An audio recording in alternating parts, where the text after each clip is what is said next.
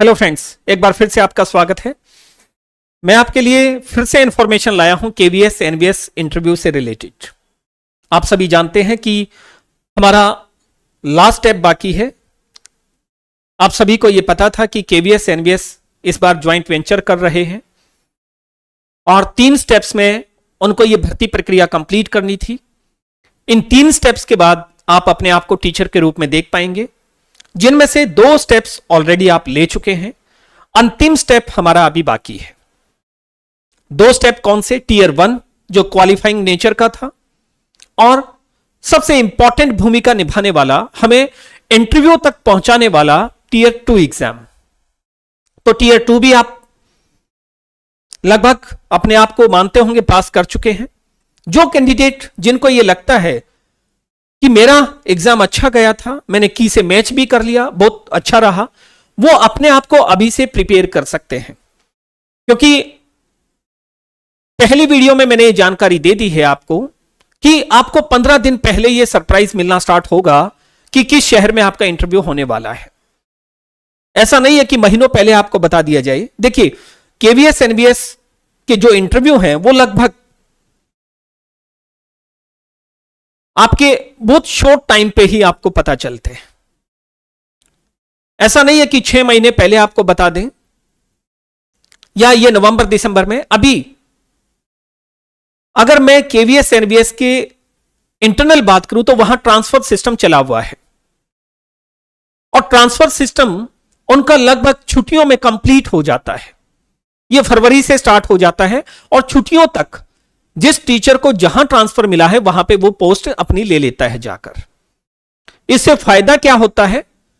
उसको सबसे बड़ा बेनिफिट यह मिलता है कि किस स्कूल में किस पद के लिए वहां पे अभी हमारी पोस्ट खाली हुई है।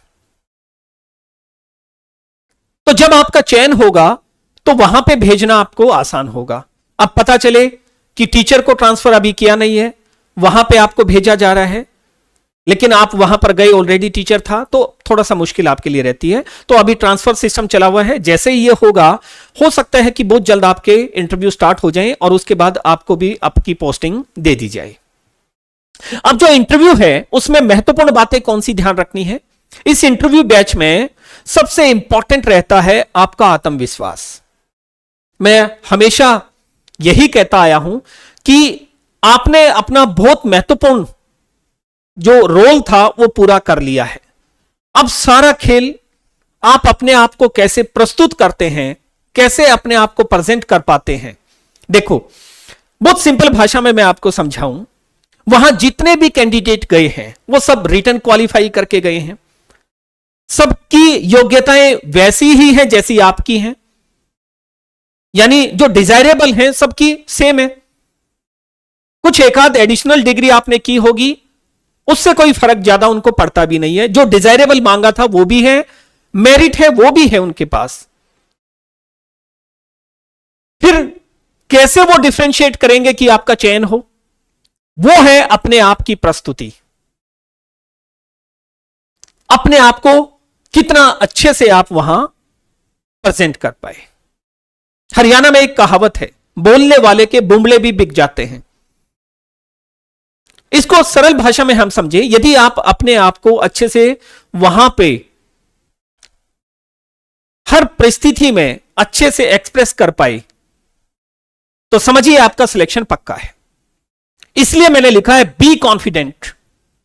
आत्मविश्वास से भरे रहें और तैयारी करके जाएं। बिना तैयारी के युद्ध नहीं लड़ा जाता। तैयारी ऐसी होनी चाहिए कि जो रेडीमेड क्वेश्चन आपसे पूछे जाएं, लाइक आपका इंट्रोडक्शन हो सकता है, आपकी हॉबीज हो सकती हैं, आपकी स्ट्रेंथ और वीकनेस हो सकती है, आपके सब्जेक्ट हो सकते हैं। आप पीआरटी हैं तो बुक्स के नाम पता हो, आप टीजीटी हैं चैप्टर्स के नाम पता हो, आप पीजीटी हैं उस विषय में महारत आपको होनी चाहिए। यानी ऐसे क्वेश्चन जो उम्मीद की जाती है कि ये तो एक टीचर के तौर पे पता ही हो आपको, वो सब रेडी करके जाइएगा। उसके लिए हमें दाएं बाएं ना देखना पड़े, उसके लिए हमें ज्यादा सोचना ना पड़े। इससे यह लगता है वहां पे कि आप पहली बार ऐसा नहीं कर रहे हैं, आप टीचिंग लाइन से जुड़े हैं, तो बी प्रिपेयर्ड, बी कॉन्फिडेंट और फिर है बी सिलेक्टिव। चयन पक्का होगा आपका, डरे ना। हमें किन चीजों पर ध्यान देना है, देखिए मैं आपको बता दूं। एक तो यहां पर मॉक इंटरव्यू जरूर करें। इससे क्या होता है कि आपको रियल एक्सपोजर मिल जाता है किस तरह का होना है। जब 4-5 व्यक्ति बैठते हैं जिनमें से 1-2 एक्सपर्ट होता है, तो फिर आप उस तरह से बात नहीं करते जैसे आप आम आदमियों के बीच में बात करते हैं। आपको पता है आपके प्रत्येक शब्द की वहां पे वैल्यू है, आपको पता चलता है प्रत्येक व्यवहार को नोट किया जा रहा है, तो फिर आप संभल के और अच्छे से अपने आप को वहां प्रेजेंट करते हैं। तो इसलिए मॉक इंटरव्यू को फेस करना बहुत जरूरी है, ताकि वहां जाए तो आपको एकदम से अजीब सा माहौल ना लगे। दूसरी इंपॉर्टेंट चीज है पर्सनैलिटी डेवलपमेंट। देखिए, जहां तक पर्सनैलिटी की बात की जाती है, इसमें हमें ध्यान रखना है कि मैं उन ट्रेड्स की बात नहीं कर रहा जो हमें जन्म से मिलते हैं, मैं उनकी बात कर रहा हूं जो एक सोसाइटी में या एक टीचिंग प्रोफेशन में हमारे में देखने को मिलने चाहिए। अब एक टीचर के तौर पे हमारी पर्सनैलिटी कैसे हो, उन ट्रेड्स को हमें कुछ समय तक धारण करना है, कुछ समय तक उनके साथ अपने आप को एंगेज करना है, उसकी प्रैक्टिस करनी है, एक्सरसाइज करनी है। जैसे उसकी कम्युनिकेशन स्किल अच्छी होनी चाहिए, उसको आइडियलिस्टिक नेचर का होना चाहिए, उसको अपने सब्जेक्ट की अच्छी नॉलेज होनी चाहिए, उसमें पेशेंस होनी चाहिए। तो ये सारी चीजें वहां उसकी पर्सनैलिटी को और ज्यादा निखारती है। Topic wise preparation. अब 2 तरह की सिचुएशन आपको मिलती है। टॉपिक वाइज में क्या होता है, कई बार पैनल आपको आपकी पसंद का टॉपिक दे देता है कि कोई भी एक टॉपिक हमें पढ़ाइए आप। इसमें बॉल आपके पाले में है, आपके ग्राउंड में है। आप जो भी 4-5 टॉपिक या 2 टॉपिक तैयार करके गए हैं, उसमें बहुत अच्छे से अपने आप को प्रस्तुत करें। लेकिन अगर मान लो वो टॉपिक अपनी तरफ से आपको देते हैं, तो उस सिचुएशन के लिए भी हमें तैयार रहना है, क्योंकि हमें बहुत जल्दी से स्ट्रेटजी सारी अपनी बनानी पड़ती है, बहुत जल्दी से अपने आप को रेडी करना पड़ता है। एक ऐसा टॉपिक दे दिया जिसके लिए हम पहले से तैयार नहीं थे। अब टीएलएम के तौर पे हम क्या यूज करें, शॉर्ट टर्म गोल क्या बताऊं, इसके लॉन्ग टर्म गोल मेरे क्या होने चाहिए, फिर यहां जो पैनल बैठा है इसको किस तरह से एंगेज करूं, टॉपिक की शुरुआत कहां से करूं, एग्जाम्पल कौन सा बेटर रहेगा, किस लेवल पे हम बात कर रहे हैं। तो ये सारी चीजें हमें ध्यान रखना है। यानी टॉपिक वाइज प्रिपरेशन आपकी, मैं कहता हूं करके भी जाएं, और नहीं की है तो ऐसी स्थितियों के, यानी सभी टॉपिक की प्रिपरेशन करना थोड़ा सा मुश्किल रहता है कैंडिडेट्स के लिए, लेकिन जिनकी नहीं हुई है उसके लिए भी तैयार रहे। अब आगे बात करते हैं यहां कम्युनिकेशन स्किल्स। कम्युनिकेशन स्किल भी हमारे लिए बहुत इंपॉर्टेंट है। क्यों इंपॉर्टेंट है, क्योंकि सारा खेल इसी का है। अगर आप अपनी बात को अच्छे से समझा पाए, अगर मैं कहूं कि 100% सिलेक्शन लेना है, तो अपने आप को समझा पाए, अपने आप को व्यक्त कर पाए। बहुत सारे व्यक्ति बाहर निकलने के बाद ये सोचते हैं काश मैं ये बोल देता, काश मैं ये करता। वहां पे आपको सिचुएशन मिली है, परिस्थिति दी गई है, अपने आप को अच्छे से वहां पे व्यक्त करें। ये मत सोचें पैनल क्या सोचेगा, पैनल को जो सोचना है वही सोचेगा।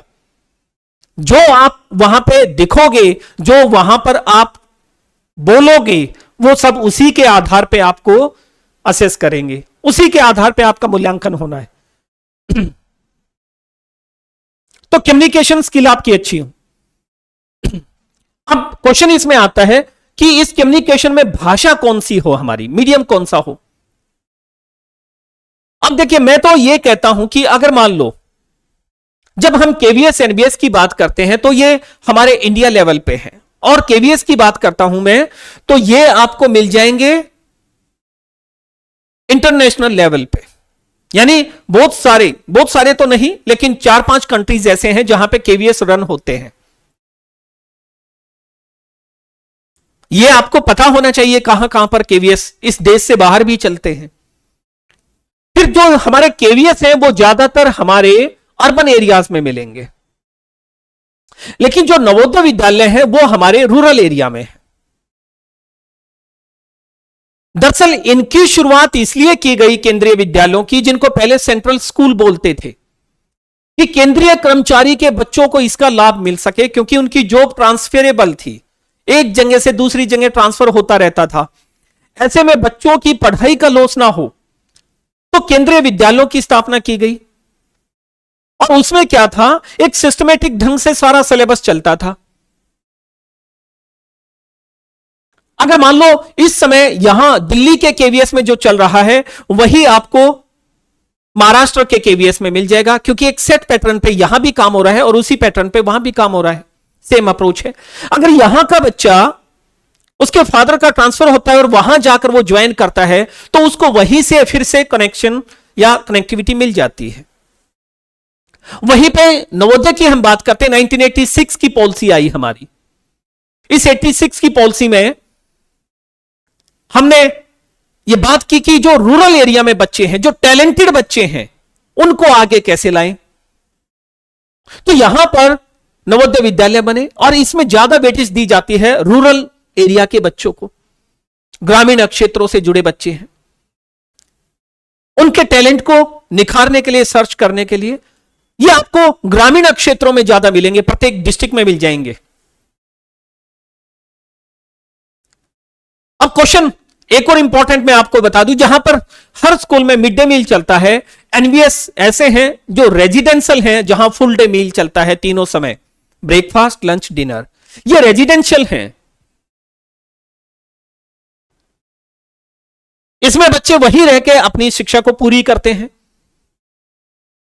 टीचर्स को भी क्वार्टर दे दिए जाते हैं, टीचर भी वहीं रहते हैं। तो ये क्या है एनवीएस, क्या है केवीएस, इस पे भी हम बात करेंगे। तो फिलहाल मैंने कहा कि ये हमारे पूरे इंडिया लेवल पे स्कूल चले हैं। अब इंडिया लेवल पे है तो जायज सी बात है, सब जगह एक जैसी भाषा नहीं है। तो हम सब ने मिलके अभी ये माना है कि भाई सोसाइटी की भी यही डिमांड है कि इंग्लिश बच्चे को आनी चाहिए। हम भी ये उम्मीद करते हैं कि भाई इंग्लिश ग्लोबल लेवल पे तो है ही, हमारे स्कूलों में भी होनी चाहिए। तो पहली प्रेफरेंस ये मानी जाती है कि इंग्लिश में यदि आप कम्युनिकेट कर पाए तो बहुत बेहतर है।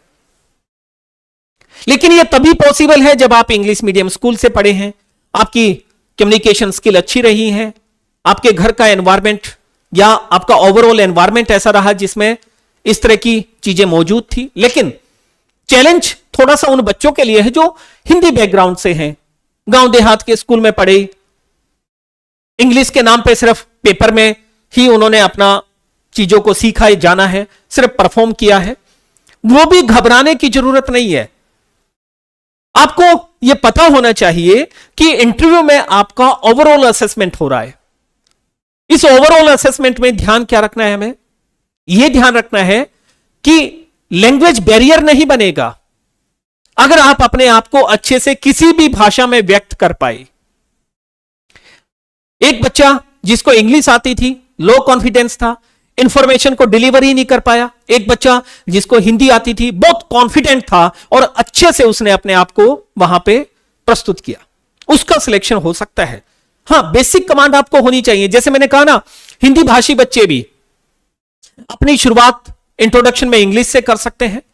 अगर उनसे क्वेश्चन पूछ भी लिया जाता है कि भाई आप इंग्लिश में कंफर्ट है या नहीं है, क्या आप इस भाषा से जी चुराते हैं या बोल नहीं पाते, तो आप कह सकते हैं कि इस समय मैं अपने आप को अच्छे से व्यक्त करने के लिए, जिन इमोशंस, जिन फीलिंग के साथ मैं अपने आप को यहां प्रस्तुत करना चाहता हूं, उसको ध्यान में रखते हुए यह भाषा मेरे लिए सबसे उपयुक्त है, इसलिए मैंने इसको यहां पर चुना है। वो आपको अपने आप को प्रेजेंट करना आना चाहिए। मैं बार बार कहता हूं। फिर यहां पर सबसे इंपॉर्टेंट बात है एक्सपर्ट की गाइडेंस होना। अगर एक्सपर्ट की गाइडेंस नहीं है ना, तो वो हमारे लिए थोड़ा सा परेशानी वाली बात हो सकती है, क्योंकि हमें यह लगता है कि जब हम जाएंगे हमारे से क्या क्वेश्चन पूछेंगे, मेरा चयन होगा नहीं होगा, मेरे तो अंक भी कम आए हैं, मैं तो पॉइंट पे पास हूं, कहीं ऐसा तो नहीं है कि मेरा इंटरव्यू सबसे पहले आ जाए और मुश्किल क्वेश्चन मेरे से ही पूछ लिए जाए। कहीं ऐसा तो नहीं है कि मेरा वैसे इंटरव्यू अच्छा जाए लेकिन डेमो टीचिंग में ना कर पाऊं? कहीं ऐसा तो नहीं है कि वहां पर पैनल के सामने बैठते ही मेरे से बोला ही ना जाए? ऐसा तो नहीं है कि वहां पे मैं स्टटरिंग करने लग जाऊं, स्टैमरिंग करने लग जाऊं, मेरे हाथ पैरों में कंपन होना स्टार्ट हो जाए? तो तमाम ये क्वेश्चन हमारे मन में आते हैं। फिर यह भी क्वेश्चन रहता है कि मैंने तो कभी टीचिंग नहीं की है, मेरी तो एजुकेशन में भी बहुत सारा गैप है, मेरी तो एज भी बहुत ज्यादा हो चुकी है, कहीं वो इस चीज को नेगेटिव तो नहीं लेंगे? तो इन सबके आंसर पाने के लिए आपको उचित गाइडेंस की जरूरत पड़ती है। इसके अगर आप बहुत सुलझे हुए आंसर दें तो मैं ये मानता हूं कि आप अपने आप को वहां चयन के लिए शामिल कर सकते हैं। तो इन चीजों का आपको ध्यान रखना है। इसी के चलते हम यहां पर इंटरव्यू बैच लेकर आए हैं। इस इंटरव्यू बैच में मैं इन सभी पहलुओं पर काम करने वाला हूं और मेरे साथ साथ और जो फैकल्टी मेंबर्स हैं वो भी अपनी राय आपको जरूर देंगे। तो उम्मीद करता हूं ये बातें आपके लिए बड़ी लाभदायक होंगी। जल्दी से आप इस कोर्स को ज्वाइन कर सकते हैं और इसका लाभ उठा सकते हैं। जितनी प्रैक्टिस करेंगे उतनी आपके लिए फायदेमंद है, उतना आप सिलेक्शन के करीब जाते जाएंगे। धन्यवाद।